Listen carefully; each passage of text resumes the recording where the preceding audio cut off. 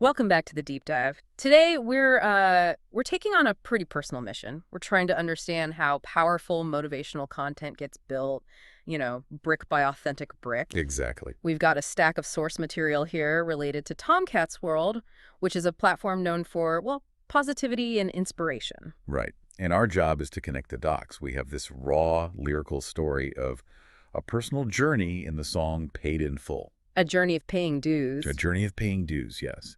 And we need to connect that directly to the channel's public philosophy, which is unity through community. How does one lead to the other? That's the challenge. And it sets the stage right away, telling you, the listener, that this isn't inspiration coming from, some theoretical place. Not at all. The creator is described in the sources as a great songwriter who genuinely cares about his viewers.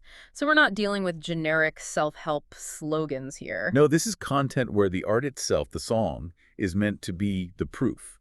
It's meant to validate the message. And it's important to see how the channel description frames all of this. Oh. Well, it moves the conversation beyond just, simple entertainment. Hmm. When you call your platform a source of inspiration, the audience expects something more. They expect transformation, not just a distraction. Exactly. So the music, and especially this song, Paid in Full, it has to act as the foundation for his credibility. It basically says, I'm not asking you to do anything I haven't done myself, and the proof is right here in these lyrics. That makes perfect sense.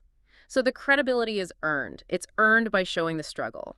If the mission is unity through community, then the path to get there has to start with one person's difficult journey. Which brings us right to the heart of it. Yeah, the centerpiece of our analysis. Yeah. The story of resolution laid out in Paid in Full. We need to see how overcoming these internal battles gives him the authority to speak to everyone else. So, okay, let's unpack that personal redemption. The language is just so immediate. It's definitive, almost. Yeah. Transactional. Which is fascinating when you're talking about something as abstract as emotional resolution. Transactional, that's a good word for it. The whole theme is accountability. The speaker just declares it, no hesitation. I've settled my score, and I've paid off all my dues. Okay, but let's pause on that idea of the debt being paid. Mm. In a motivational context, is that like a one-time thing? You pay it off like a loan and you're done? Or is it more of a continuous emotional commitment? That is a critical distinction. The sources imply, well, the language sounds final, but the feeling is deeper. It's more than just settling a bill. It's about existential closure. A clean break. A very clean break. He identifies his past with past sins, but then he uses these really strong verbs, laid them all to rest, having them washed away. This isn't just saying sorry. It's like a ceremonial destruction of the past's hold on him. And then he makes that declaration, I'm different now, not the same as I was before. It's a public announcement of a new identity. A completely restructured identity, yes. It's a really powerful cognitive shift. He's defining the new self based on the completion of that payment. But to get how valuable that resolution is, we have to look at what it cost him. The lyrics make it pretty clear this was not an easy process. Not at all. The sources describe an intense crucible. We hear about hitting that floor and learning, through the fire I've learned to stand alone. That detail is so crucial. It is. It wasn't a change that happened with a lot of support or easy answers. It was forged in isolation, in extreme difficulty. The implication is that the struggle was so intense, he had to rely completely on his own internal resources to get through it. And the reward for surviving that fire is being able to say he came out his best. This reframes the whole idea of failure and mistakes, which is, a huge theme in motivational content. It totally shifts it. Failure stops being this permanent stain and becomes, well, a temporary tool. The lyrics say, each mistake was just a stepping stone. That's so valuable for a listener to hear because it gives their own past mistakes legitimacy. It's saying, your errors weren't roadblocks, they were actually necessary. They were the foundation. And he takes ownership of that. That line, can't judge me for the prices I had to pay, that is such a clear claim of ownership over his own story. It's like he's saying, the cost was mine, the transformation is mine, and you don't get to audit whether my journey was necessary or not. Exactly. The price was justified by the outcome. Yeah. And this earned wisdom is precisely what gives Tomcat's World its authority. But this is where the story gets really nuanced, where it moves beyond simple resilience and into the paradox of pain. Okay. The speaker doesn't just celebrate that he survived, he actually integrates the memory of the suffering into his current strength. Wait, hold on a second. That's a heavy idea. The lyrics say he's grateful for the journey, but it drove me insane. And then right after that, With each heartbeat, I still embrace the pain. Right. Why would you embrace the pain if the goal is peace? Wouldn't genuine peace mean you finally let the pain go? And that's the profound distinction here.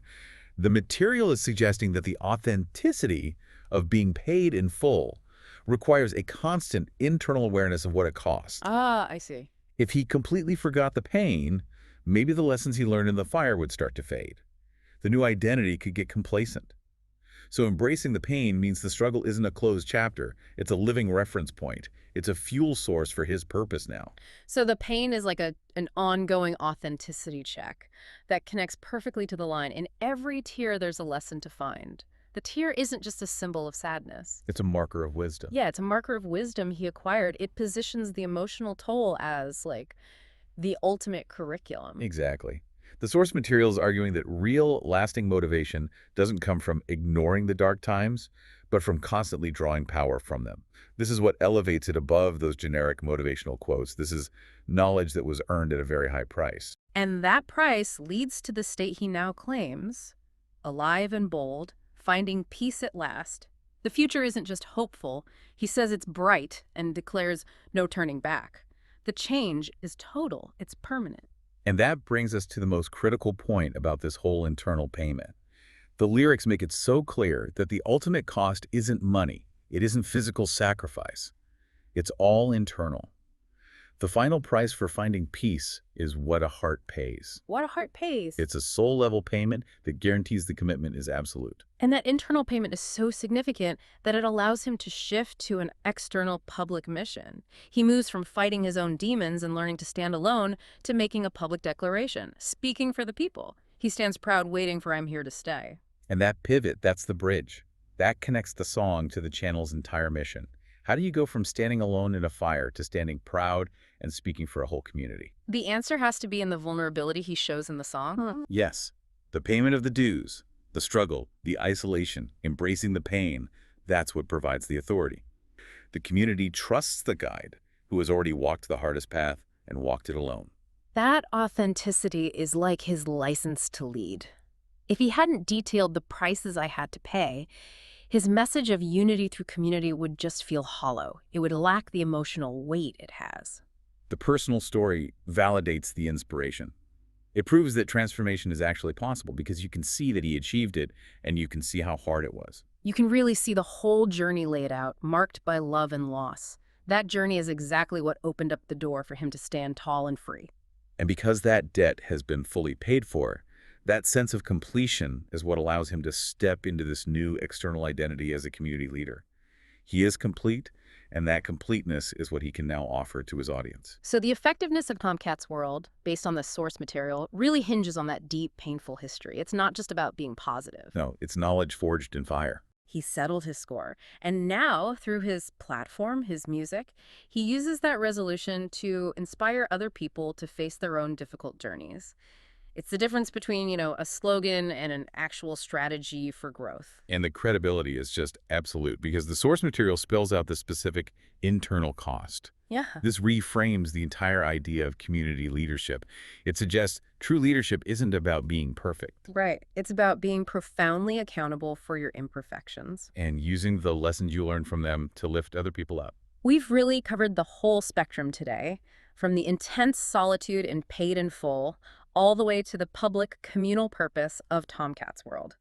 The story shows that growth is often a process of, carefully reframing past struggles. Turning those difficult steps into essential stepping stones. Exactly, paving the way for a greater purpose, that shift from solving your own problems to speaking for the people. And for you, the listener, that connection between the internal cost and the external benefit is the most powerful takeaway, the hard-won piece. What the heart pays, that is the non-negotiable foundation that allows someone to genuinely inspire unity in others. It's the cost of admission to meaningful leadership. So if past mistakes really are stepping stones, and the source material here insists that they are, we're kind of left wondering about the exchange rate. What prices do we need to pay, or what dues do we need to settle before we can achieve a truly new and lasting sense of purpose that others can follow? What does your heart pay, and when do you get to declare that debt finally paid in full? We encourage you to keep diving deep into these connections between authenticity and motivation. We'll see you next time.